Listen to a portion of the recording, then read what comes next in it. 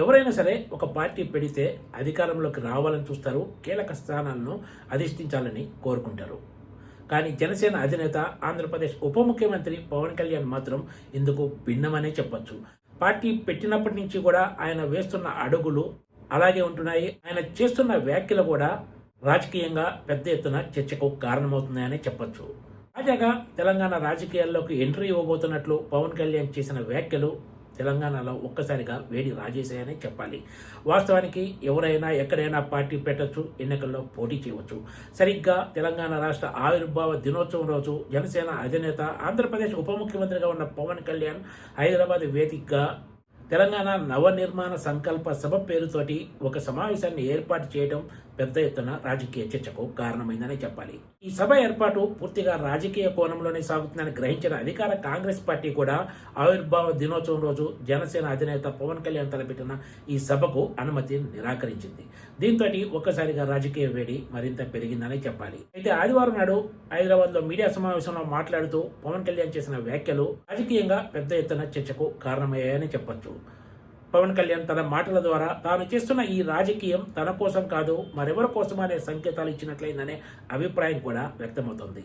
ఎందుకంటే ఈ మీడియా సమావేశంలో పవన్ కళ్యాణ్ చేసిన వ్యాఖ్యలు అలా ఉన్నాయి. మరి ఆంధ్రప్రదేశ్లోనే తనకు ముఖ్యమంత్రి అయ్యేందుకు దిక్కు లేదు, తెలంగాణలో తాను ముఖ్యమంత్రి అవుతానా అంటూ ఆయన ప్రశ్నించారు. కానీ ఇక్కడ నాయకుల కోసమే తాను తెలంగాణలో జరిగే అన్యాయాలను, అక్రమాలను ప్రశ్నిస్తానని, అవసరమైతే తాను తెలంగాణ అంతా పర్యటిస్తానంటూ కూడా చెప్పుకొచ్చారు. పవన్ కళ్యాణ్ వ్యాఖ్యలు చూసిన తర్వాత ఆంధ్రప్రదేశ్ ఉప ముఖ్యమంత్రిగా ఉన్న పవన్ కళ్యాణ్ తన పరువు తానే తీసుకున్నట్లు ఉందనే చర్చ ఆ పార్టీ నాయకుల్లో కూడా సాగుతుంది. ఇదంతా చూస్తుంటే జనసేన అధినేత పవన్ కళ్యాణ్ అనుకున్నది ఒకటి, అయింది మరొకటి అన్న చర్చ కూడా సాగుతుంది. కాకపోతే అంతా ఒక ప్లాన్ ప్రకారమే వచ్చి పవన్ కళ్యాణ్ అప్పటికప్పుడు తెలంగాణ రాజకీయాల్లోకి ఎంట్రీ ఇస్తున్నట్లు, ప్రకటన చేస్తున్నట్లు కలరంగిచ్చారనే అభిప్రాయం కూడా లేకపోలేదు. రాజకీయాలను దగ్గర నుంచి చూస్తున్న నాయకులు, ప్రజలు ఈ మాత్రం గ్రహించలేరనుకుంటే పొరపాటు. ఆంధ్రాలోనే దిక్కు లేదు, తాను తెలంగాణలో ముఖ్యమంత్రి అవుతానా అంటూ పవన్ కళ్యాణ్ చేసిన వ్యాఖ్యల వీడియో క్లిప్ సోషల్ మీడియాలో పెద్ద ఎత్తున వైరల్ అయింది. మరి ఏ ప్రయోజనం లేకుండా ఎవరి కోసం పవన్ కళ్యాణ్ తెలంగాణ రాజకీయాల్లోకి ఎంట్రీ ఇస్తున్నట్లు, ఇక్కడ పోటీ చేయాలని నిర్ణయం తీసుకున్నట్లు అంటే ఖచ్చితంగా ఇదంతా ఒక ప్లాన్ ప్రకారమే సాగుతుందనే అభిప్రాయం వ్యక్తమవుతుంది.